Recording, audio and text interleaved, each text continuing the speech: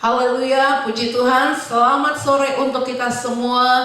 Hari ini kita bersyukur Tuhan baik. Mari kita berdoa bersama-sama. Bapak Ibu yang diberkati, kami naikkan syukur kami kepadamu Tuhan. Engkau sungguh baik dalam kehidupan kami. Terima kasih untuk hari ini. Kami ada di penghujung dari bulan April. Kami tahu hari-hari yang kami lalui tidak mudah. Tapi kalau kami boleh melewati setiap hari dalam hidup kami, itu semua karena Tuhan. Hari ini hati kami penuh dengan syukur. Kami mau bermazmur, memuji Tuhan, meninggikan Tuhan, mengagungkan Engkau di atas segala-galanya. Berkati ibadah kami, berkati kami semua Tuhan. Bahkan semua jemaat-Mu yang bersama-sama dalam ibadah ini. Kami siap untuk memuji, memuliakan Tuhan di dalam nama Tuhan Yesus. Haleluya, amin. Yesus, Kau sungguh baik. Yesus, namamu indah. Haleluya. Terima kasih Tuhan. Terima kasih.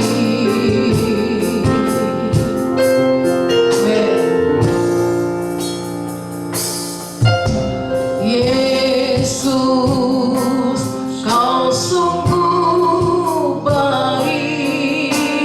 Yesus, nama Yesus,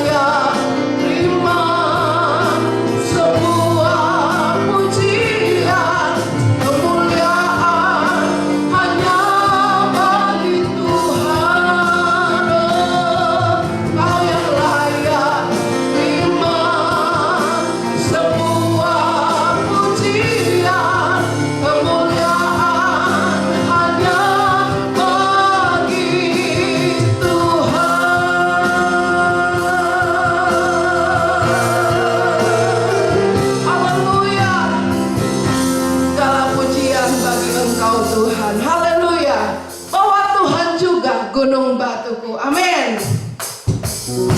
Haleluya.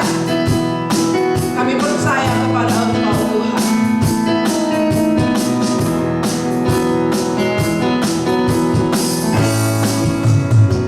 Bahwa Tuhan juga gunung batuku,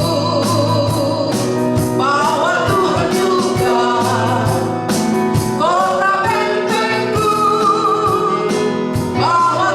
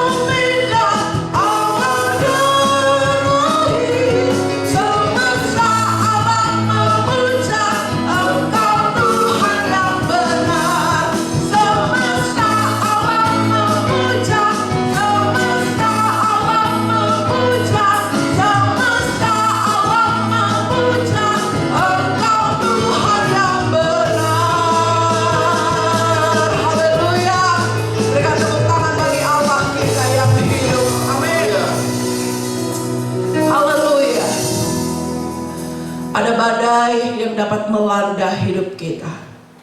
Ada lembah kekelaman yang Tuhan izinkan mungkin terjadi dalam hidup kita. Tapi Dia adalah Allah yang menjamin hidup saya dan Bapak Ibu. Dia adalah Allah yang tidak pernah sedetik pun meninggalkan kita. Dalam setiap lembah kelam, dalam setiap badai yang harus kita lalui, pergumulan, sakit penyakit, tapi Dia adalah penolong kita yang tidak pernah membiarkan kita. Terima kasih Tuhan. Walau ku harus berjalan dalam lembah kegelapan, perlindungan-Mu Tuhan nyatalah bagi hidupku. Tiada pernah sedetik pun, tiada pernah Kau tinggalkan. Sungguh mulia dan sempurna, hanya Kaulah yang disembah. Yesus, Engkau juru selamatku. Dalam janji-Mu kemenanganku, selamanya akan ku nyatakan besar setia-Mu Tuhan di hidupku. Besar setia-Mu Tuhan. Walau ku harus berjalan dalam lembah kegelapan,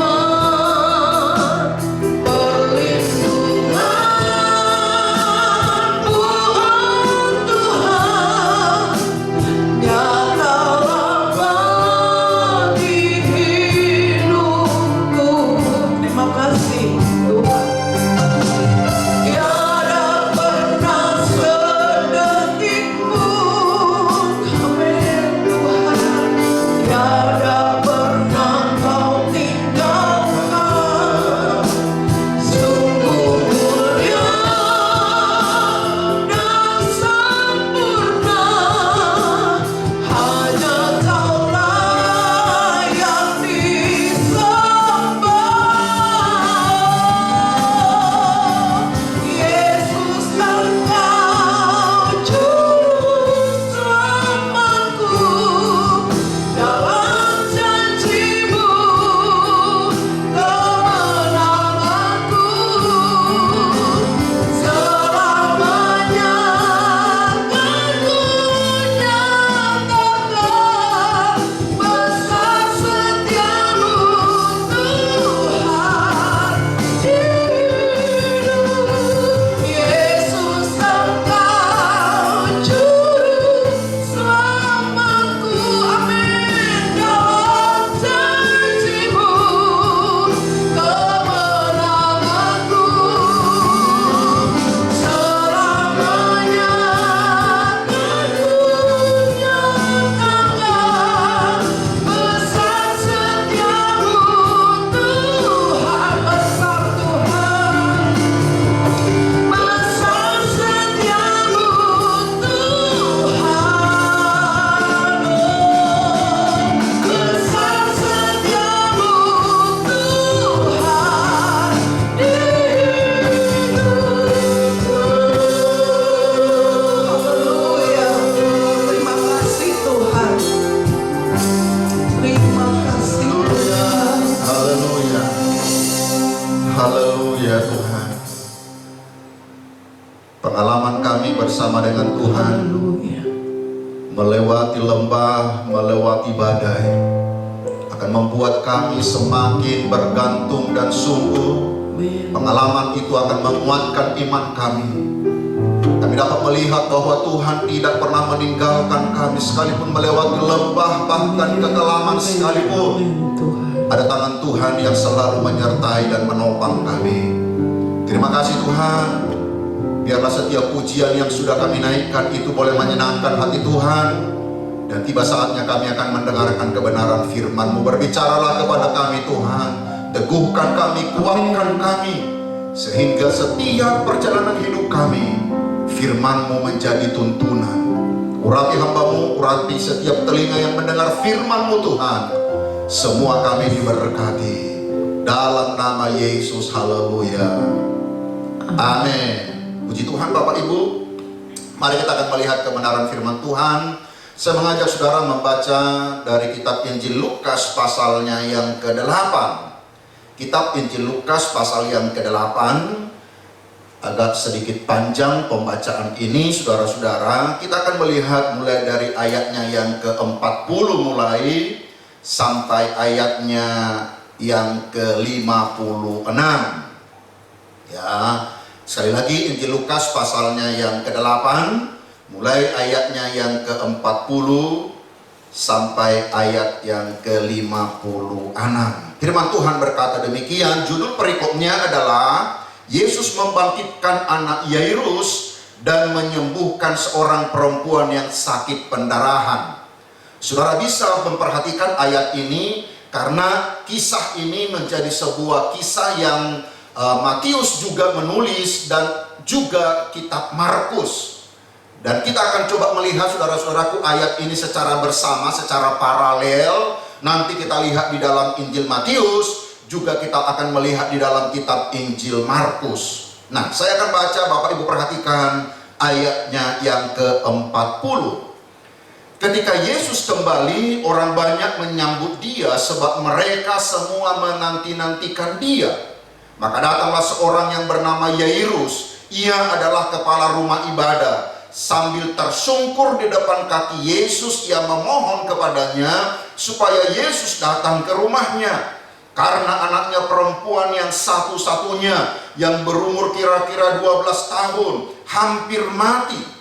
Dalam perjalanan ke situ, Yesus didesak orang banyak. 43, adalah seorang perempuan yang sudah 12 tahun menderita pendarahan dan yang tidak berhasil disembuhkan oleh siapapun. Ia maju mendekati Yesus dari belakang dan menjamah jubahnya, dan seketika itu juga berhentilah pendarahannya. Lalu kata Yesus, siapa yang menjamah aku? Dan karena tidak ada yang mengakuinya, berkatalah Petrus, Guru, orang banyak mengerumuni dan mendesak engkau.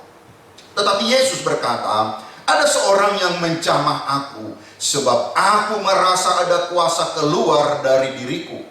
Ketika perempuan itu melihat bahwa perbuatannya itu ketahuan, ia datang dengan gemetar tersungkur di depannya dan menceritakan kepada orang banyak apa sebabnya ia menjamah dia, dan bahwa ia seketika itu juga menjadi sembuh. Maka katanya kepada perempuan itu, hai anakku, imanmu telah menyelamatkan engkau, pergilah dengan selamat. Ketika Yesus masih berbicara, datanglah seorang dari keluarga kepala rumah ibadah itu dan berkata, anakmu sudah mati, janganlah engkau menyusah-nyusahkan guru. Tetapi Yesus mendengarnya dan berkata kepada Yairus, jangan takut, percaya saja, dan anakmu akan selamat. Setibanya di rumah Yairus, Yesus tidak memperbolehkan seorang pun ikut masuk dengan dia, kecuali Petrus, Yohanes, dan Yakobus, dan ayah anak itu serta ibunya. Semua orang menangis dan meratapi anak itu. Akan tetapi Yesus berkata, jangan menangis, ia tidak mati tetapi tidur. Mereka mentertawakan dia karena mereka tahu bahwa anak itu telah mati. Lalu Yesus memegang tangan anak itu dan berkata-katanya, hai anak, bangunlah. Maka kembalilah roh anak itu, dan seketika itu juga ia bangkit sendiri. Lalu Yesus menyuruh mereka memberi anak itu makan. Dan takjublah orang tua anak itu Tetapi Yesus melarang mereka memberitahukan kepada siapapun juga apa yang terjadi. Bapak Ibu yang percaya ayat-ayat ini katakan amin. Nah, Bapak Ibu yang berkati Tuhan, kalau kita membaca kisah ini saudara-saudara, maka ayatnya yang ke-40 itu menjadi ayat pemisah. Pemisah maksudnya saudara-saudaraku, ayatnya yang ke-40 ini menjadi mengkontraskan, membandingkan ayat-ayat sebelumnya dan ayat-ayat sesudah ayat yang ke-40 ini. Maksudnya begini saudara-saudaraku, kalau saudaraku perhatikan, mulai daripada ayat yang ke-26, itu sebuah peristiwa di mana Yesus pada waktu itu menyembuhkan seorang yang dirasuk setan yang ada di Gadara. Ya, nanti sudah baca itu mulai dari ayat yang ke-26 ketika Yesus sampai di sebuah tempat yang bernama Gadara atau Gerasa. Itu semua itu adalah kata yang sama saudara-saudaraku di dalam pasal yang ke-8 ini. Pada waktu itu saudara-saudaraku, orang yang dirasuk setan ini disembuhkan oleh Yesus. Tetapi saudaraku yang diberkati Tuhan, kalau saudaraku memperhatikan bagaimana respon orang banyak ketika mereka melihat orang yang dirasuk setan ini disembuhkan. Coba saudaraku perhatikan di dalam ayatnya yang ke-37. Dari Lukas pasal yang ke-8 ayat yang ke-37, setelah peristiwa orang ini disembuhkan, orang ini menjadi waras. Atau mulai ayat yang ke-36, saudara, Lukas pasal 8 ayat 36. Orang-orang yang telah melihat sendiri hal itu memberitahukan kepada mereka bagaimana orang yang dirasuk setan itu telah diselamatkan.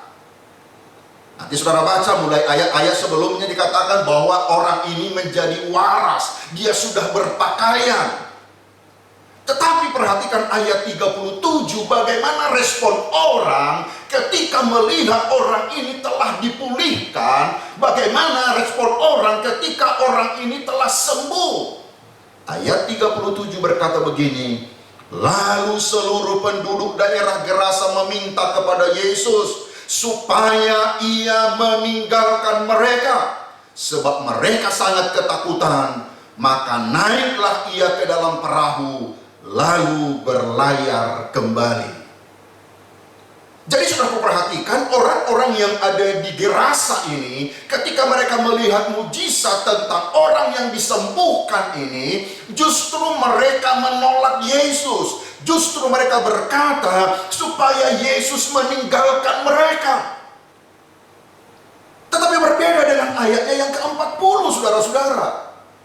Saya katakan ini menjadi sebuah pembanding antara ayat sebelumnya. Kalau di dalam ayat sebelumnya orang-orang itu menyuruh Yesus supaya Yesus tinggalkan mereka, tetapi di dalam ayatnya yang ke-40 dikatakan sebaliknya. Karena di dalam ayat yang ke-40 ada orang-orang yang menyambut dia, ada orang yang menanti-nantikan dia.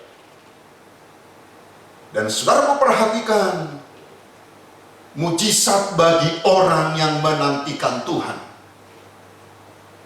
Mujizat bagi orang yang menyambut dia.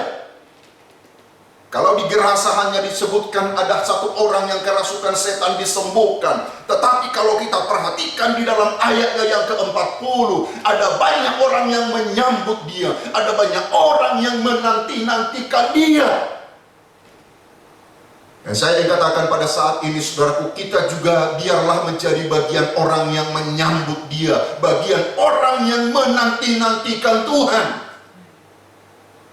Karena kalau kita perhatikan, akan ada perbedaan antara orang yang menyuruh meninggalkan Yesus supaya Yesus tinggalkan mereka, dengan orang yang menyambut dia. Sekali lagi Bapak Ibu diperhatikan, bahwa sebelum ayatnya yang ke-40, Yesus diperintahkan, mereka minta supaya Yesus meninggalkan mereka.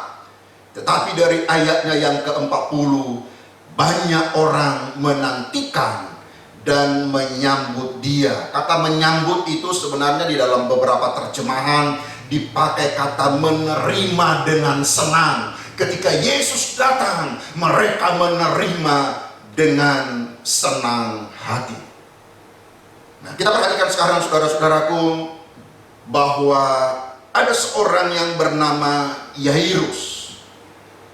Apa permohonan Yairus ketika Yairus bertemu dengan Yesus di dalam ayatnya angka 41? Maka datanglah seorang yang bernama Yairus. Ia adalah kepala rumah ibadah. Sambil tersungkur di depan kaki Yesus, ia memohon kepadanya supaya Yesus datang ke rumahnya. Ada seorang Yairus, saudaraku, jelas dikatakan predikatnya seperti apa, siapa dia. Nanti saudaraku perhatikan, salah satu ciri daripada Injil Lukas ini adalah sering sekali dia membuat sebuah perbandingan-perbandingan. Nanti kalau saudara baca di dalam kitab Injil Lukas juga di perumpamaan tentang hakim yang lalim dibandingkan dengan bapa yang baik. Nah, di sini juga kita sebenarnya melihat juga perbandingan-perbandingan antara Yairus, nanti saudaraku, itu dibandingkan dengan seorang perempuan yang 12 tahun pendarahan. Perempuan ini tidak disebutkan apa pekerjaannya, siapa namanya, tidak saudaraku, tetapi Yairus jelas dikatakan siapa dia dengan pekerjaannya. Tetapi kita perhatikan baik Yairus maupun perempuan yang sakit 12 tahun pendarahan ini. Yairus orang yang terkenal, perempuan ini tidak disebutkan namanya. Sehingga ada penafsiran berkata perempuan ini sebenarnya bukan siapa-siapa, bukan seorang yang terkenal. Tetapi kedua orang ini menghadapi pergumulan. Kedua orang ini menghadapi masalah. Karena memang masalah tidak memandang status kita, siapa kita.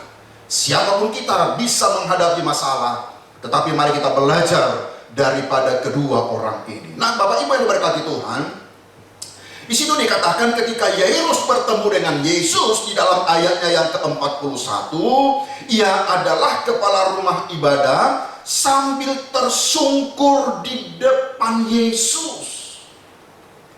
Kalau saudara membaca di dalam ayat paralel daripada kisah ini, Matius pasal 9 ayat 18, kata tersungkur tidak dipergunakan di sana. Yang dikatakan adalah bahwa Yairus itu menyembah Yesus.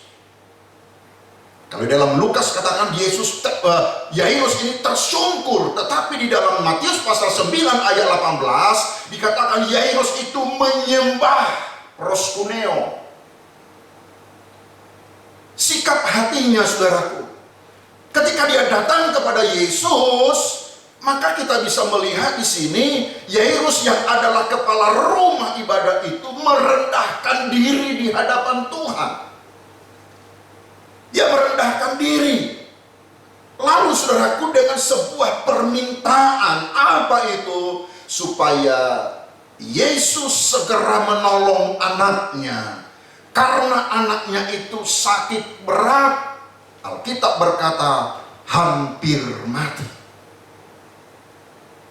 Jadi saudaraku, Yairus datang kepada Yesus supaya Yesus segera datang. Kenapa? Karena ini sesuatu yang harus segera ditolong. Ini sesuatu yang darurat, saudara-saudaraku. Ini berpacu dengan waktu. Karena kalau tidak segera ditolong, anak ini akan mati. Tetapi Bapak Ibu yang diberkati Tuhan, di dalam perjalanan itu Yesus mengalami interupsi. Dalam perjalanan itu Yesus mengalami delay. Dalam perjalanan itu Yesus menghadapi penundaan. Kenapa? Karena ada kisah yang lain, saudara-saudara. Apa itu? Mulai dari ayatnya yang ke-42b, coba Bapak Ibu perhatikan. Dalam perjalanan ke situ, artinya dalam perjalanan ke rumah Yairus yang sudah pertama kali bertemu dengan Yesus, Dalam perjalanan ke situ, Yesus didesak-desak orang banyak. Lalu muncul ayatnya yang ke-43, adalah seorang perempuan yang sudah 12 tahun menderita pendarahan dan yang tidak berhasil disembuhkan oleh siapapun. Coba Bapak Ibu perhatikan dulu. Sementara Yairus dalam situasi yang sangat genting, ini situasi yang sangat darurat. Anaknya ini sudah hampir mati, tetapi tiba-tiba ada sebuah kendala, saudara-saudaraku. Ada sebuah delay tadi, ada sebuah penundaan. Kenapa? Karena ada seorang perempuan yang datang kepada Yesus. Nah, Bapak Ibu yang diberkati Tuhan, coba Bapak Ibu perhatikan. Karena kisah ini menjadi terpotong, karena ada kisah tentang perempuan ini di antara peristiwa sebelum Yesus sampai ke rumah Yairus. Di dalam ayat ini, saudaraku perhatikan ya kondisi daripada perempuan ini. Untuk lebih mengetahui, kalau saudaraku perhatikan, Markus menulis lebih detail, saudara-saudaraku. Coba kita lihat kitab Injil Markus pasalnya yang ke-5. Nanti kita akan kembali ke dalam kitab Injil Lukas. Nah, saudara perhatikan, kalau di dalam kitab Injil Markus pasal yang ke-5, ayat yang ke-26, diperkenalkan tentang perempuan ini secara detail, saudara-saudaraku. Ayat 26 dikatakan, atau ayat 25 mulai, adalah di situ seorang perempuan yang sudah 12 tahun lamanya menderita pendarahan. Ia telah berulang-ulang diobati oleh berbagai tabib, sehingga telah dihabiskannya semua yang ada padanya. Namun sama sekali tidak ada faedahnya, malah sebaliknya keadaannya makin memburuk. Ayat 27, dia sudah mendengar berita tentang Yesus, maka di tengah-tengah orang banyak itu, ia mendekati Yesus dari belakang dan menjamah jubahnya. Perhatikan dulu saudara-saudaraku. Sekali lagi, sepertinya kisah daripada Yairus ini ada selangnya, ada iklannya di tengah-tengah, saudara-saudaraku. Ada peristiwa lain, yaitu tentang seorang perempuan. Saudara perhatikan tentang perempuan ini. Ingat tadi Yairus itu jelas namanya siapa, pekerjaannya apa. Tetapi perempuan ini tidak ditulis tentang pekerjaannya, tentang siapa namanya. Yang ditekankan, yang dijelaskan adalah penderitaan daripada perempuan ini, situasi daripada perempuan ini, kondisi dari perempuan itu yang ditekankan oleh firman Tuhan. Saudara perhatikan, di situ dikatakan bahwa orang ini telah berulang-ulang diobati. Itu ditulis dalam kitab Injil Markus pasal yang ke-5. Ia sudah berulang-ulang, dia sudah cari tabib-tabib yang terbaik. Bukan hanya itu, di situ dikatakan ia telah menghabiskan segala yang ada padanya. Dan Alkitab juga berkata tidak ada faedahnya, malah keadaannya semakin memburuk. Tetapi Bapak Ibu perhatikan, dalam kondisi yang seperti ini, nanti kalau saudara baca kondisi seperti perempuan ini di dalam kitab Imamat pasal yang ke-15, kalau saudara membaca mulai ayat 19 sampai ayat 27, maka orang seperti ini dianggap najis. Perempuan ini dianggap najis sebenarnya. Dia tidak ada boleh bersentuhan dengan orang-orang, saudara-saudara. Tetapi perhatikan, dalam situasi seperti ini 12 tahun dia menderita. Yang luar biasa Bapak Ibu yang diberkati Tuhan, jelas dikatakan dia sudah mendengar berita-berita tentang Yesus. Haleluya. Dalam kondisi yang sangat menyedihkan ini, dalam keadaan yang sangat sulit ini, saya katakan tadi sebenarnya dia adalah golongan orang yang najis. Dia sudah habiskan segala-galanya, dia sudah habiskan hartanya. Sudah berulang kali dia datang kepada tabib. Tapi Alkitab jelas berkata kondisi keadaannya justru semakin buruk. Tapi puji Tuhan, dia sudah mendengar tentang Yesus. Ayatnya yang ke-27 dikatakan dari Markus pasal yang ke-5. Dia sudah mendengar berita-berita tentang Yesus. Dalam kitab Roma dikatakan iman itu timbul dari pendengaran, dan pendengaran akan kebenaran firman Tuhan. Itu sebabnya dia sudah punya iman, walaupun kalau kita perhatikan imannya itu sebenarnya belum sempurna. Karena ketika datang kepada Yesus, Yesus berkata, kuatkan, teguhkan imanmu. Imannya belum sempurna. Tetapi kasih karunia Tuhan datang kepada orang ini, yang datang kepada Yesus. Tuhan menguatkan dan meneguhkan dia, Bapak Ibu yang diberkati Tuhan. Ia sudah mendengar berita-berita tentang Yesus. Iman perempuan ini, keyakinannya begini saudaraku, asal ku jamah saja jubahnya, aku akan sembuh. Asal ku jamah saja jubahnya. Inilah pemahaman dia pada waktu itu. Saudaraku perhatikan, tidak pernah ada murid-murid itu berkhotbah lalu bilang begini, siapa yang menjamah jubah Yesus pasti akan sembuh. Tidak pernah ada khotbah seperti itu.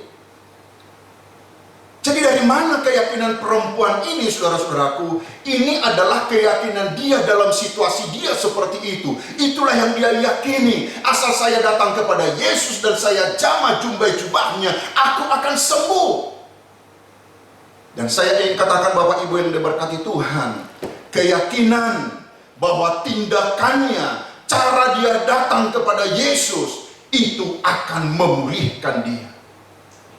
Engkau hari ini tidak perlu menjamah jubah Yesus, saudara-saudaraku.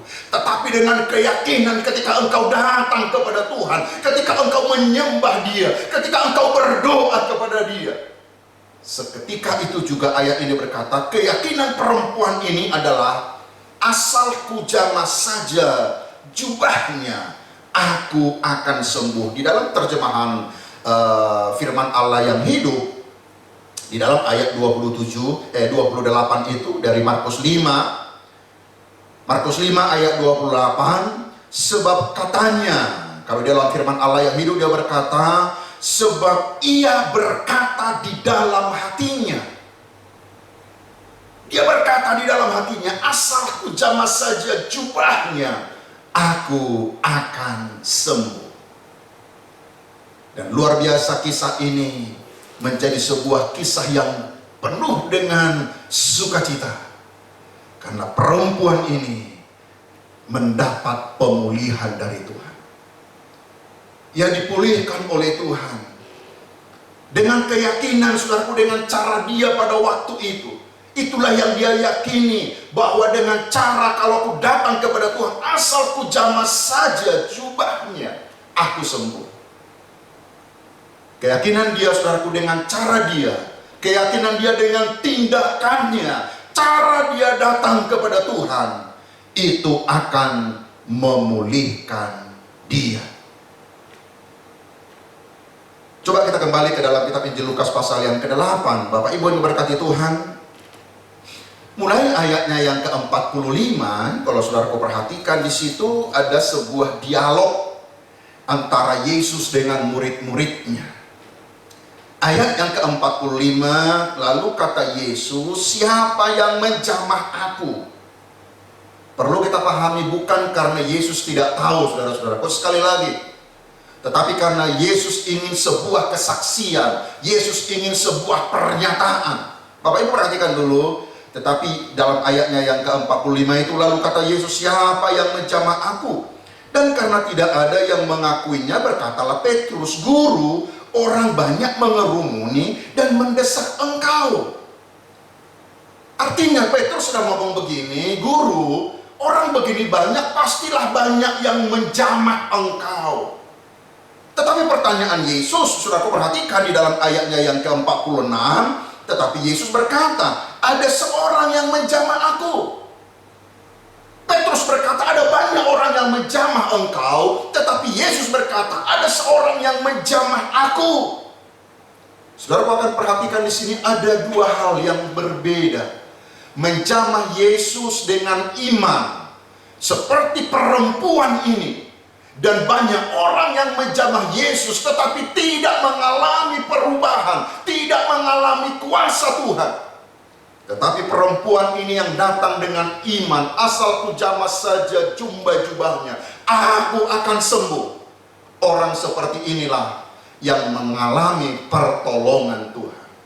Banyak orang yang menyentuh Yesus, banyak orang yang menjamah, karena memang banyak orang yang berkerumun pada waktu itu. Tetapi hanya kepada orang yang datang dengan iman yang akan mengalami kuasa Tuhan. Orang banyak tidak tahu itu siapa yang menjamah dia, tetapi Yesus tahu siapa yang datang kepadanya dengan iman. Jemaat yang diberkati Tuhan, datanglah kepada Tuhan dengan sungguh-sungguh. Datang kepada Tuhan dengan keyakinan, asal ku jamah jubahnya, aku akan sembuh. Bapak Ibu yang diberkati Tuhan, ya, coba kita lihat sekarang kisah ini kembali kepada Yairus. Ya, kisah ini kembali kepada Yairus mulai dari ayatnya yang ke-49. Ketika Yesus masih berbicara, datanglah seorang dari keluarga kepala rumah ibadat itu dan berkata, "Anakmu sudah mati. Jangan lagi engkau menyusahkan guru." Wow.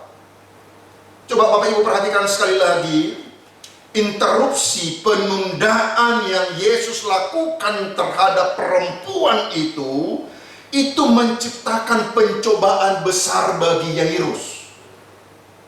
Sekali lagi, interupsi atau delay penundaan yang Yesus lakukan karena pada waktu itu ada perempuan ini, itu menciptakan pencobaan besar bagi Yairus. Kenapa? Karena pada akhirnya ada orang yang memberitahukan, "Jangan lagi susahkan guru, anakmu sudah mati." Dalam satu sisi, saudara-saudara perhatikan dulu bahwa Yairus ini merasa Yesus terlambat. Karena informasi daripada orang ini berkata bahwa anakmu sudah mati. Tetapi dalam satu sisi yang lain sebenarnya bahwa itu juga membantu iman Yairus. Kenapa? Karena dia sudah menyaksikan ada seorang perempuan yang 12 tahun sakit pendarahan, yang sudah menghabiskan segala hartanya, telah disembuhkan oleh Yesus. Jadi perhatikan dulu Bapak Ibu yang diberkati Tuhan, dalam satu sisi bagi Yairus penundaan ini sebuah pencobaan besar. Tetapi dalam satu sisi yang lain juga itu menambahkan iman dia, karena dengan mata kepala sendiri dia menyaksikan Yesus menyembuhkan perempuan itu. Anak Yairus mati. Ini menarik saudara-saudara. Yairus datang kepada Yesus, tapi anaknya mati. Yairus datang menyembah kepada Yesus, tetapi akhirnya anaknya mati. Dan seringkali keadaan kita seperti itu, saudara-saudara. Karena ada banyak kali dalam peristiwa kehidupan kita, ketika kita datang kepada Tuhan, keadaan bisa saja tidak menjadi lebih baik.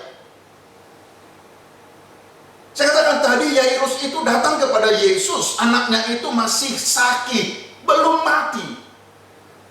Tetapi ketika dia datang kepada Yesus, sekarang anaknya itu sudah mati. Datang kepada Yesus, keadaannya pada waktu itu tidak menjadi lebih baik, tapi sepertinya kok lebih buruk.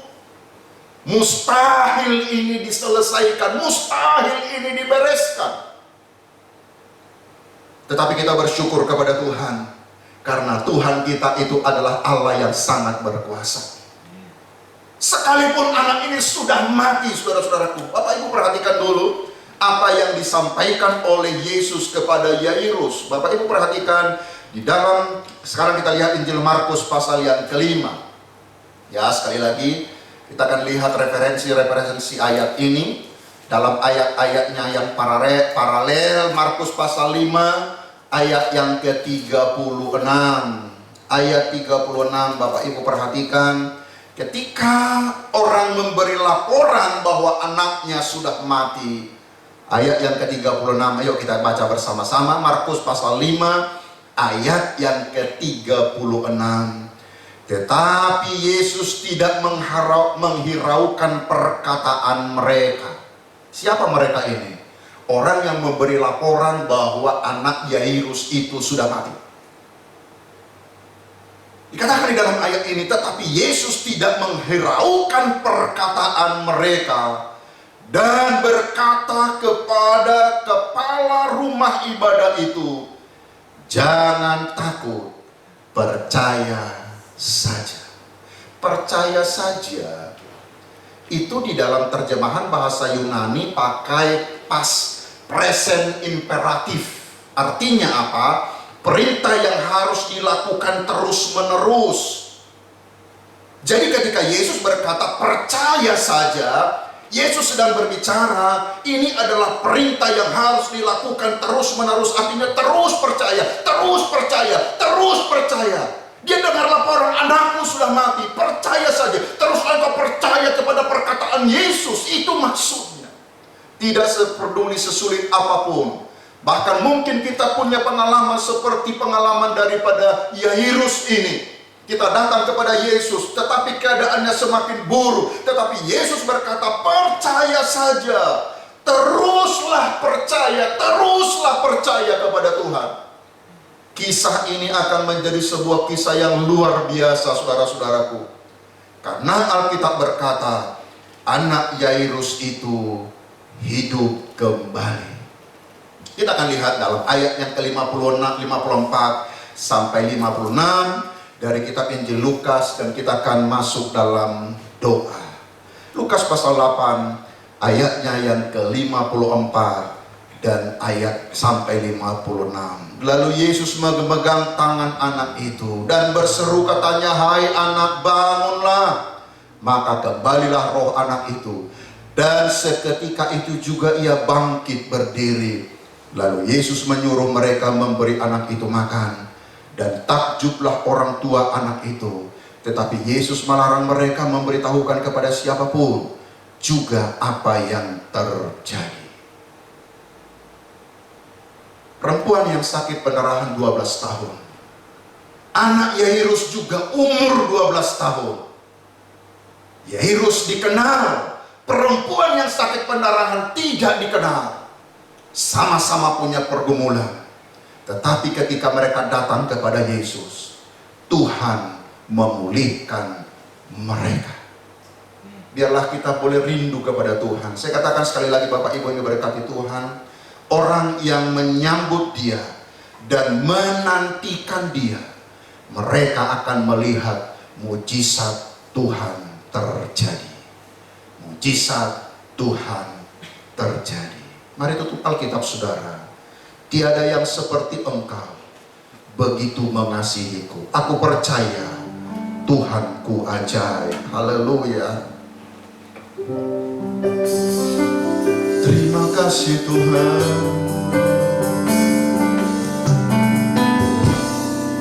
Amin. Tiada yang seperti Engkau.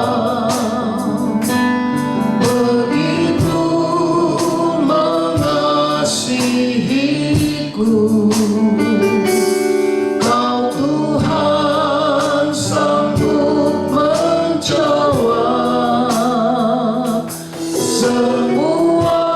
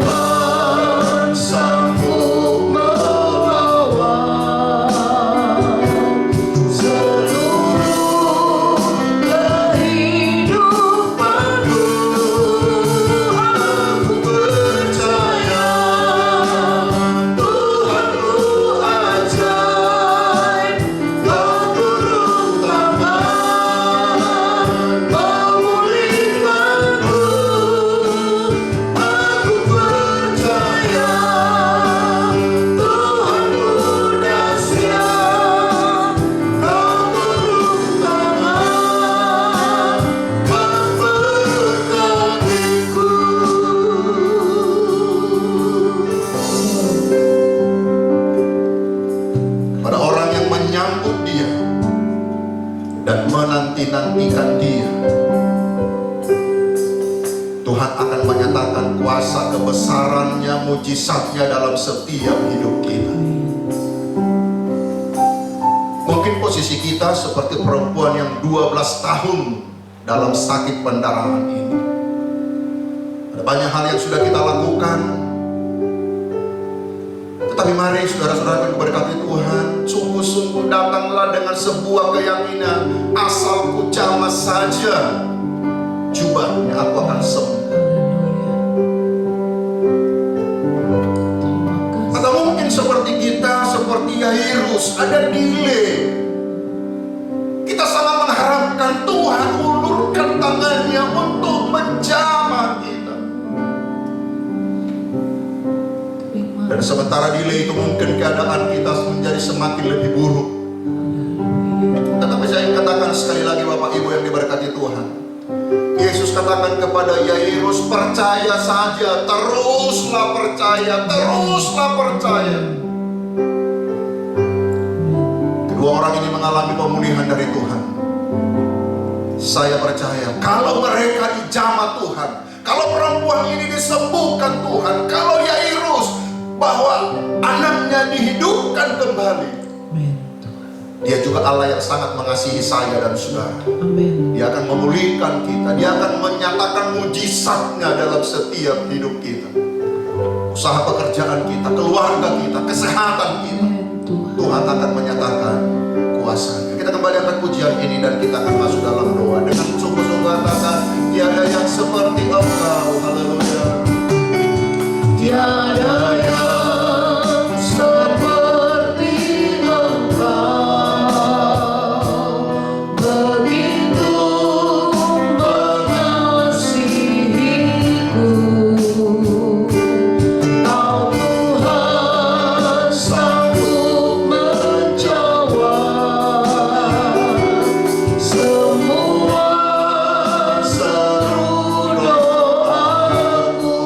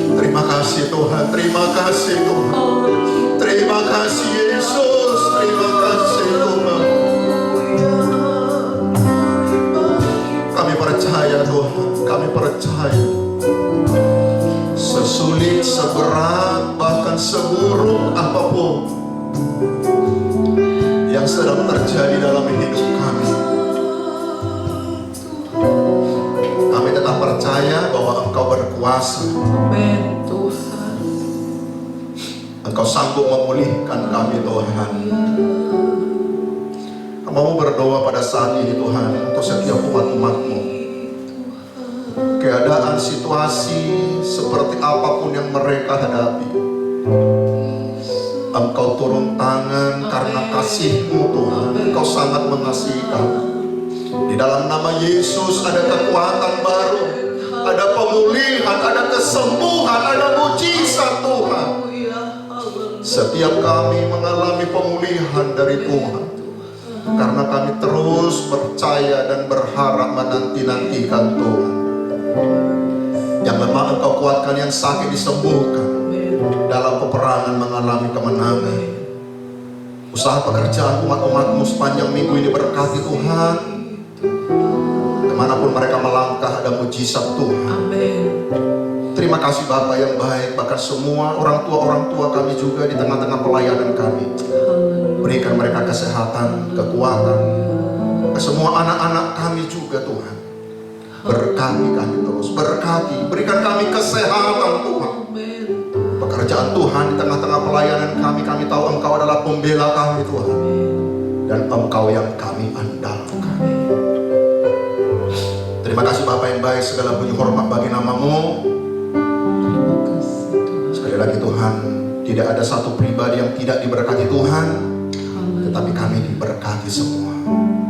Sepanjang minggu ini berkat-Mu juga akan kami nikmati. Terima kasih Tuhan. Sekali lagi, kekasih-kekasih kami yang masih menjalani isolasi, Tuhan juga akan terus menguatkan mereka, menghiburkan mereka. Kami tahu waktu-Mu adalah waktu yang terbaik. Terima kasih Tuhan. Pulihkan, kuatkan kami, dan kami akan akhiri persekutuan kami. Kami bersyukur karena Engkau sangat baik. Terima kasih Tuhan. Dan sekarang Bapak Ibu, mari kita akan terima berkat Tuhan. Terimalah berkat daripada Allah Bapa, kasih sayang daripada Tuhan kita Yesus Kristus, persekutuan Allah Roh Kudus tinggal menyertai kita dari saat ini sampai selama-lamanya. Dalam nama Tuhan Yesus yang diberkati Tuhan, sama-sama katakan amin, amin. Puji Tuhan, Tuhan memberkati.